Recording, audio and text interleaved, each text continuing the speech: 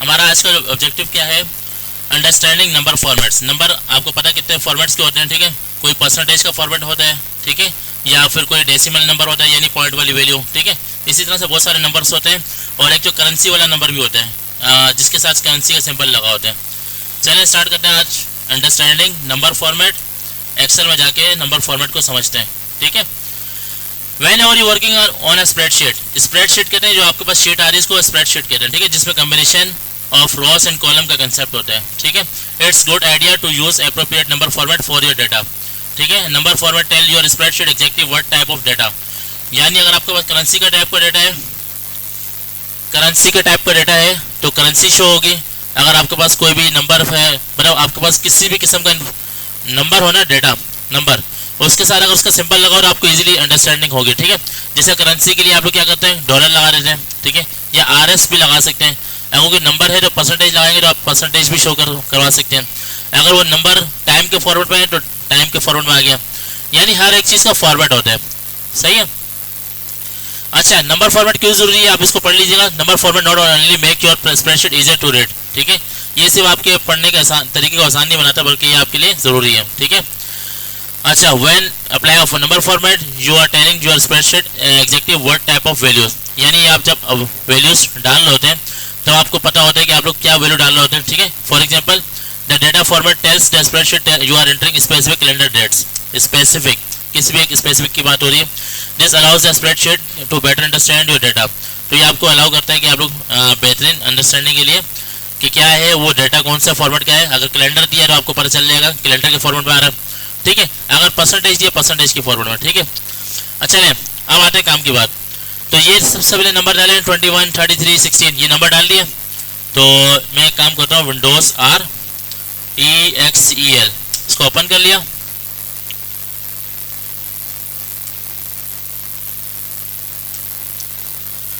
चलें, यहाँ पे मैं देता हूँ लेट्स सपोज 21 इंटर, इंटर दबाने से नीचे आता है आपको पता होगा, ठीक है। 33 इंटर, 24 इंटर, 45 इंटर, 69 इंटर, इन सब को डेटा को सिलेक्ट किया, ठीक है। अब ये आपके पास डेटा टाइप कौन सी है, जर्नल, जर्नल में नंबर्स होते हैं, ठीक है। आप यहाँ पे जाकर करेंसी, अगर नंबर करेंसी पे क्लिक करेंगे तो करेंसी में कन्वर्ट हो गया, ठीक है। अगर आप यहाँ से जाकर परसेंटेज में क्लिक करते हैं तो आपका डेटा कौन से परसेंटेज की फॉर्म में आ जाएगा, ठीक है, परसेंटेज की फॉर्म में आ गया। और ये आपके पास बहुत सारे हैं, आप फ्रैक्शन भी चेक कर लीजिएगा, पॉइंट्स की फॉर्म में, डेसिमल वैल्यू, ठीक है। और इसके अलावा ये सारे डेटा टाइप्स हैं। टेक्स्ट होगा टेक्स्ट की फॉर्म में, ठीक है, और टाइम है तो टाइम की फॉर्म में आ जाएगा, समझ में आ रहा है। तो ये सारे के सारे के आपके पास डेटा सेट है, जनरल नो स्पेसिफिक फॉर्मेट, तो आप लोग नॉर्मली जनरल यूज़ कर रहे होते हैं, ठीक है। अच्छा, अब यहाँ से मैंने क्या किया, करेंसी को सिलेक्ट किया, करेंसी, तो ये क्या लिखा हुआ है, अकाउंटिंग नंबर फॉर्मेट, इसके साथ एरो लिखा हुआ है। अगर US डॉलर लगाएंगे तो डॉलर का साइन आ जाएगा, ठीक है। और यहाँ से अगर आप लोग चाइनीज़ लगाएंगे, चाइनीज़ का यूरो आ जाएगा, ठीक है। अगर आपने PKR ढूंढना तो आप यहाँ पे जाके पाकिस्तानी ढूंढेंगे, मिल जाएगा, मिल जाएगा, लेकिन ढूंढने से मिलेगा, ठीक है। अच्छा, तो इस फॉर्मेट को हम लोग नंबर ही रहने देते हैं, ठीक है, जनरल रहने देते हैं। अच्छा, ये सारी चीज़ें क्या आ रही है, यहाँ से आप लोग क्या कर सकते हैं, वॉल्यूज को डायरेक्टली भी इसके साथ खेल सकते हैं। जैसे लेट सपोज अगर मैं ये क्या लिखा हुआ, डिक्रीज डेसिमल, अगर मैं इसको इंक्रीज करूँ, पॉइंट की वैल्यू बढ़ती जा रही है, पॉइंट के बाद डेसिमल वैल्यूज 3 डेसिमल प्लेसेस आ गए। अगर 4 किए हैं तो 4 आ गए, यानी पॉइंट के बाद जितने जीरो लगाने हैं तो आप इस पर क्लिक कर लें तो वो वैल्यूज आ जाएंगे और यहाँ से डिक्रीज होगी, सही है। और ये क्या होता है, अगर आप लोगों के पास कोई वैल्यू है बड़ी, जैसे लेट सपोज यहाँ पे करते हैं इसको 21, सही है, कितनी है ये, कितनी है, 2,31,000 ऐसा कुछ है ना, ठीक है। इसकी वैल्यू बना देते हैं, ठीक है, इनकी वैल्यूज बढ़ा के 24,000, ठीक है। अच्छा, अब इनको सिलेक्ट किया, अगर आपने कॉमा पे क्लिक किया तो आपके पास वैल्यू कॉमा सेपरेटेड हो जाएगी, बस इतनी सी बात है, ठीक है। अच्छा, ये अगर परसेंटेज का साइन लगाएंगे तो परसेंटेज का साइन आके इसको दोबारा हटा भी सकते हैं। अगर आप यहाँ पे करेंसी भी लगाना चाहें, यूनाइटेड किंगडम की करेंसी लगाना चाहते हैं, लगा सकते हैं। बस ये आपके पास क्या है, नंबर फॉर्मेटिंग है, आपने कौन से फॉर्मेट लगानी है, ठीक है। बाकी नीचे चलते हैं और करेंसी पे आने के बाद आप करेंसी को सिलेक्ट कर सकते हैं, ठीक है। ये क्या लिखा हुआ है, if you select any cells with number formatting you can see the actual value of the cell in the formula bar. तो फार्मूला बार करेंसी ऊपर से आते 21 आ रही है, एक्चुअल वैल्यू आपके सामने ये आ रही है। अगर आपको कोई करेंसी अप्लाई की तो करेंसी यहाँ पे शो होगी, लेकिन एक्चुअल वैल्यू, असली वैल्यू यहाँ पे शो होगी। ठीक है। अच्छा, using number formats correctly, number format होता है क्या सही वाला? ठीक है, जैसे डेट दी हुई हमारे पास जनवरी 1, ये रॉन्ग तरीका है।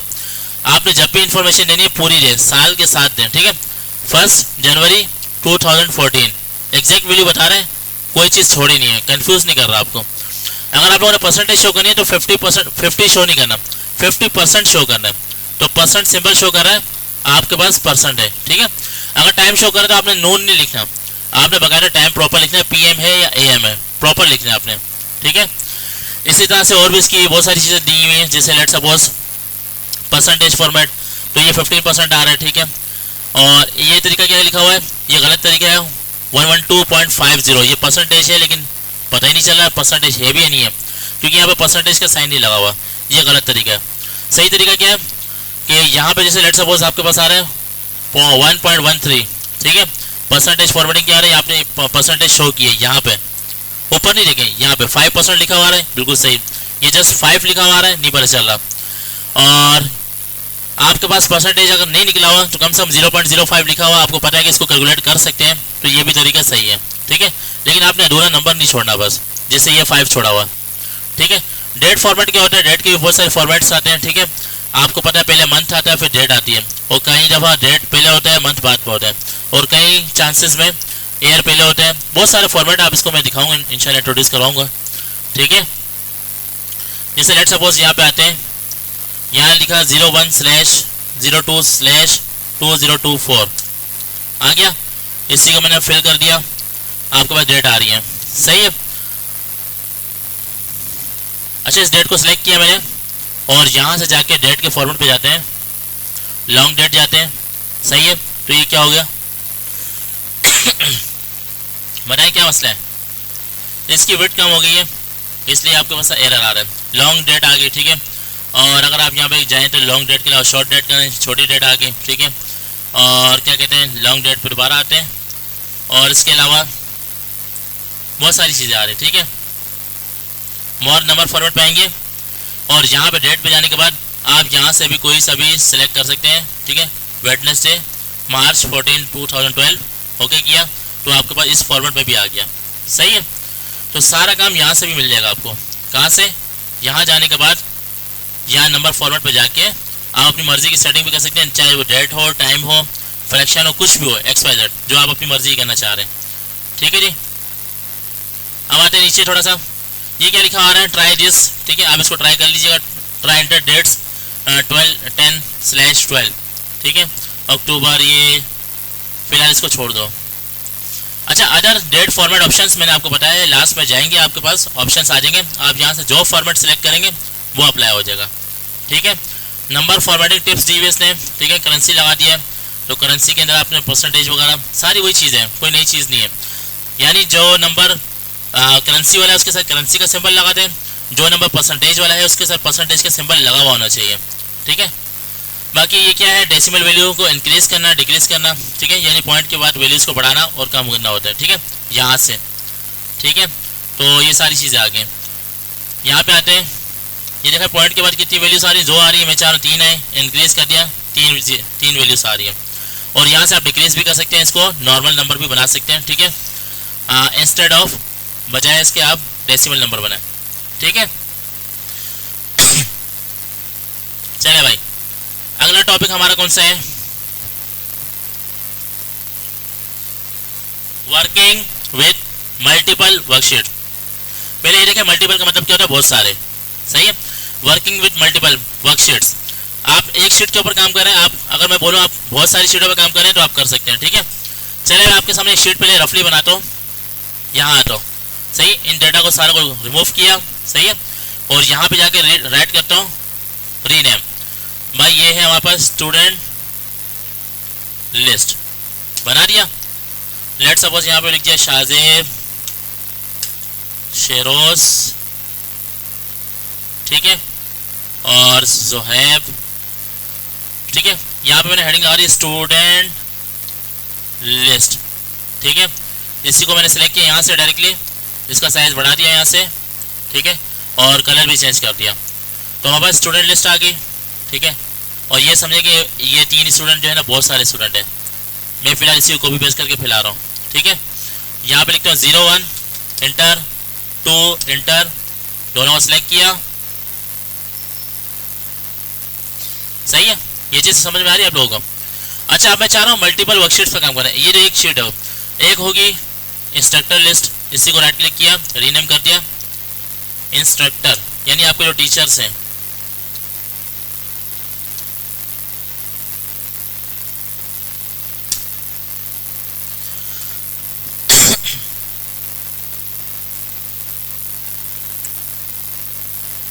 समझ में आ रहा है मैं कर क्या रहा हूँ?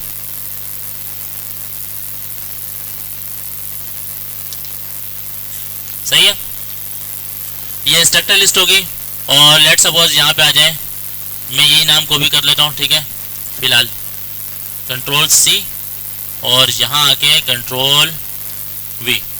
सही है। अच्छा, ये होगी 2 वर्कशीट्स, ठीक है। आप यहाँ से प्लस पे क्लिक करेंगे, एक और वर्कशीट बन गई। आप इसको साथ साथ रीनेम किया करें, तो वरना आप कंफ्यूज हो जाएंगे, ठीक है। इसको रीनेम कर लें, यहाँ पे लिखते हैं एडमिन लिस्ट।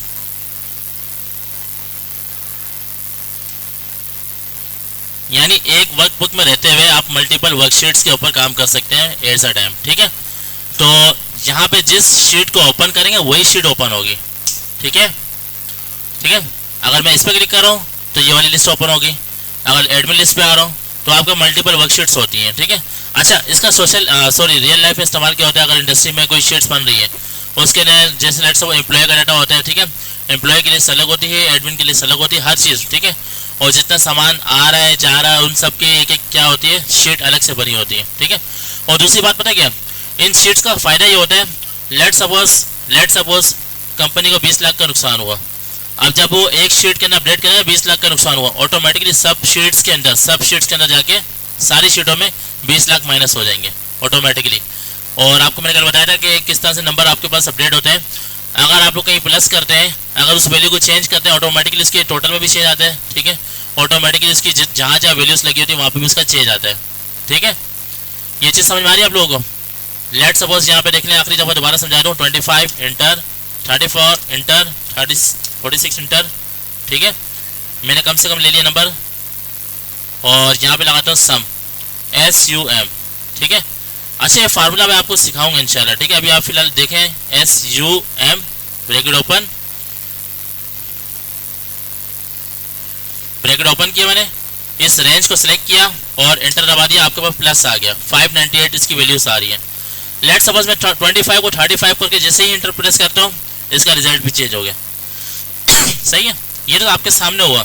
लेकिन अगर आपके पास 10-15 वर्कशीट्स होंगी तो जब आप एक जगह चेंज करें ऑटोमेटिकली 10-15 शीट्स में ऑटोमेटिक चेंज आएगा, ठीक है।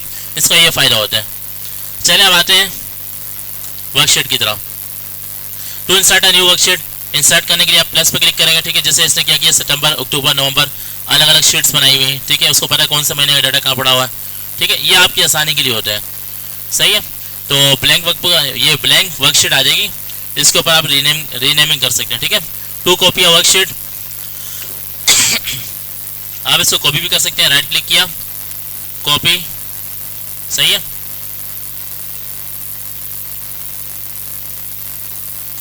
आपके पास कॉपी भी बन के आ गई, सही है। अच्छा, इसको अगर रिमूव करना है इस वाली को, इसको राइट क्लिक किया तो यहाँ से डिलीट भी कर सकते हैं, कोई नई चीज़ नहीं है, सही है। और अगर आप यहाँ पे इस पर जाके इसका नाम चेंज करना चाहें तो रीनेम कर सकते हैं, ठीक है। बाकी इसमें कोई खास ऑपरेशन नहीं है, ठीक है। क्रिएट कॉपी किया तो आपके पास वर्कशीट कॉपी होकर आ गई, सही है। और इसी तरह टू रीनेम अ वर्कशीट, अगर आपने नाम चेंज करना आप रीनेम भी कर सकते हैं, ठीक है। अच्छा, टू मूव अ वर्कशीट, अब आप क्या कर सकते हैं, वैल्यूज़ को शीट को मूव भी कर सकते हैं। एडमिन को टॉप पे लाना है, फर्स्ट पे लाना है, एडमिन को क्लिक किया, यहाँ ला के छोड़ दिया, एडमिन फर्स्ट पे आ गया, सही है। और स्टूडेंट को एंड में लाना है, स्टूडेंट को पकड़ा, यहाँ ला के छोड़ दिया, सही है। तो स्टूडेंट लिस्ट कोने में आ गई, सही है। आप इसको रीअरेंज भी कर सकते हैं, ठीक है। Choose change the worksheet tab colour, आप इसका टैब कलर भी चेंज कर सकते हैं। जैसे लेट सपोज देखिए, right click the desired worksheet tab and hover the mouse over the tab colour, the colour menu will appear, ठीक है। सिलेक्ट द डिजायर्ड कलर, ठीक है। एक काम करते हैं, ये स्ट्रक्चर पे राइट क्लिक करते हैं, ठीक है, और कलर नज़र आ रहा है आप लोगों को, बताएं। यहाँ पे टैप कलर आ गया, तो यहाँ से अगर मैंने ग्रीन कर दिया तो ये आपके पास ग्रीन कलर आ गया नीचे, सही है। अगर इसको स्टूडेंट को येलो करना है, येलो, तो टैप कलर आए तो यहाँ से येलो कर दिया तो येलो अप्लाई हो गया, सही है। ये भी हो सकता है। अच्छा, आप नीचे आते हैं यहाँ पे, सही है। To delete a worksheet, delete यहाँ से ऑप्शन मिल जाएगा, राइट क्लिक करके आप किसी को भी डिलीट कर सकते हैं, ठीक है। स्विचिंग बिटवीन वर्कशीट्स, अगर आपके पास 300 400, मेरे ये ज़्यादा हो गया, अगर आपके पास 10-15 वर्कशीट्स हैं, अगर आपको लगता है सारी की सारी यहाँ शो हो गई, इससे आगे भी है, तो ये आगे पीछे का बटन बना हुआ है, ये तब शो होगा जब आपके पास बहुत सारी वर्कशीट्स होंगी। चलिए मैं बना के लिखता हूँ, प्लस करता हूँ, फिर प्लस करता हूँ, फिर plus plus plus plus plus, ठीक है। अब बहुत सारी आगे, अब इससे आप आगे जा सकते हैं और इससे आप पीछे आ सकते हैं, ठीक है। आप मल्टीपल वर्कशीट्स पर काम कर सकते हैं। और एडमिन पे आते हैं, एडमिन पे आ गए, और इससे पहले भी आती है लिस्ट शीट कहाँ गई, ये रही आगे, सही है। ग्रुपिंग एंड अनग्रुपिंग वर्कशीट्स, ठीक है। आप इनको ग्रुप भी कर सकते हैं। आप तीनों को सेलेक्ट करके क्या कर सकते हैं, first worksheet you want to include your worksheet group, ठीक है। Press the control key on the keyboard, select the next worksheet, ठीक है। जैसे ये सेलेक्ट कर रहे हैं, इसको सेलेक्ट किया, कंट्रोल दबा के रखा, फिर इसको दबा के रखा, इसको दबा के रखा, इसको दबा के रखा, ग्रुप बन गया, सही है। इसके बाद क्या करना है, continue to select worksheet until the worksheet you want to group और selected, then release the control key, the worksheets are now group. यानी आपने कंट्रोल दबा के रखा, जिनको ग्रुप बनाया वो ग्रुप बन गया, कंट्रोल छोड़ देना, ग्रुप बन गया, ठीक है। अगर आपने इसको अनग्रुप करना है तो राइट क्लिक करके अनग्रुप कर दीजिएगा, ठीक है, कोई नई चीज़ नहीं है। अच्छा, अनग्रुप का तरीका क्या बताया इसने, राइट क्लिक करके अनग्रुप कर दिया बस, ठीक है। ये वो चैलेंज है। तो आज का जो हमारा ऑब्जेक्टिव था वो अंडरस्टैंडिंग नंबर फॉर्मेट्स था और वर्किंग विद मल्टीपल वर्कशीट्स था, सही है। ये दो टॉपिक मैंने आपको पढ़ा दिया। अब दो टॉपिक कौन से हैं, using find and replace, checking spelling and grammar. जैसे पावर पॉइंट में वर्ड में पढ़ाया था, सेम वही टॉपिक यहाँ पर भी है। इसको ट्राई कीजिए, इसका असाइनमेंट अपलोड कीजिए, चारों असाइनमेंट अपलोड करेंगे फिर आप जाएंगे, सही है।